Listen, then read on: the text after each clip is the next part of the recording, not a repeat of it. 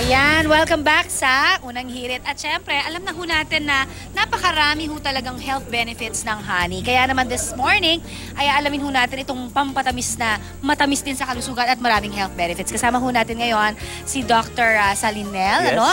Doc, unang-una sa lahat, syempre, good morning. At ito ho nga ginagawa natin, syempre marami talagang health benefits nga ang honey. Ano-ano ho ba yung mga yan para lang doon sa kaalaman ng ating mga manonood? Hindi pa tayo siguro sinisilang ginagamit na pong honey para po sa sore throat, no? Hinahalo po yan sa salabat, sa calamansi juice, at sa mga ginger, green tea, ginagamit po yan. Pero they found out in medical studies sa mga pediatricians, no, na nakatutulong daw pala ito para mag-suppress ng pag-ubo, lalo na po sa mga nighttime coughings among mga bata. Okay, lalo na po yung mga may ubot-sipon na inuubo tuwing gabi. Mas mainam pa raw ito sa dextromethorphan, no, na pampapigil ng pag-ubo. At the same time, nakatutulong ito para mag-produce ng magandang pagtulog. Ayan. No, nakakita sa magandang pagtulog kasi nga mayaman ito sa antibacterial property, anti-inflammatory, may antioxidant, ito may vitamins and minerals. Ito pong mga tunay na honey or pulot. Nabanggit nyo yung tunay kasi meron din ho talaga namang peke nito. Pero alamin natin, ano, para doon syempre sa mga fan ng honey, no? Ano ba yung tamang dosage? Kasi nabanggit ninyo, pwede rin itong gamitin para talaga sa mga bata, Yes, no? po. So iba ba yung dosage ng pangmatanda sa bata? Sa pag-aaral na ginawa po, 2 to 5-year-old, half teaspoon, 30 minutes to 1 hour before going to bed. Okay? 6 to 11-year-old, 1 teaspoon before going to bed.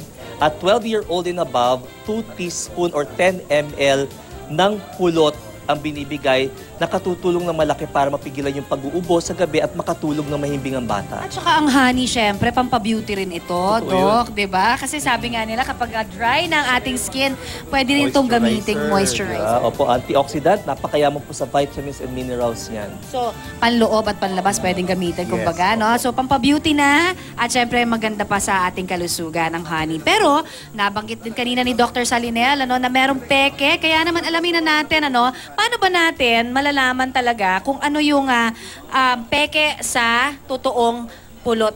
Ito na, si Yad. Hi, Mr. Romy. Pwede kitang mastorbo. Si Mr. Romy Reyes po ang ating beekeeper. Oo nga. Oh, good morning po sa inyo. Okay, Mr. Romy, kasi ito nakikita natin, ano, meron tayong mga sample dito ng peke at tunay na honey. So, paano ho natin malalaman ba ito?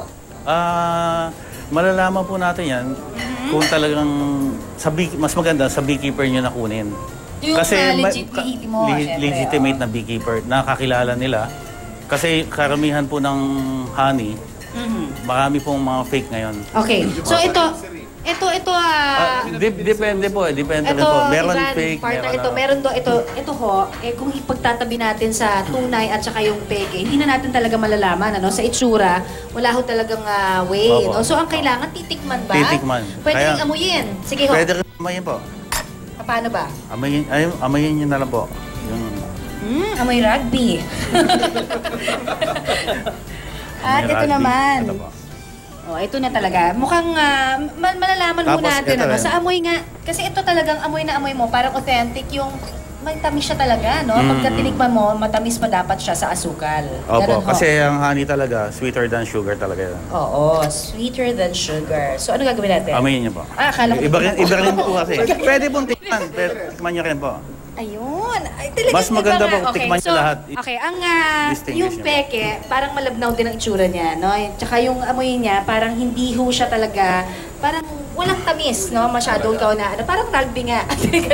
Pero ito nga, totoo, maamoy mo siya na mabango. Actually, mabango siya, no? Mabango sa scent, may scent siya, certain scent na talagang alam mo lang na totoo. And better yet, talagang bumili na lang tayo sa mga lehitimong supermarkets or mga beekeepers. Ayan, pwede yan.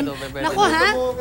Sureball na yun. Oo. Pero, Mang Romy, ito, pinapausukan pala dapat ang biren. Ako, Mang Romy. Hindi, wala. Ayan. So, thank you very much sa inyo, Mang Romy, at sa mga dala mong bubuyog. Ganyan din kay Dr. Salinel sa lahat ng tips naman na nakuha natin this morning. Magbabalik pa rin po ang Unang Hirit. Diyan lamang po kayo.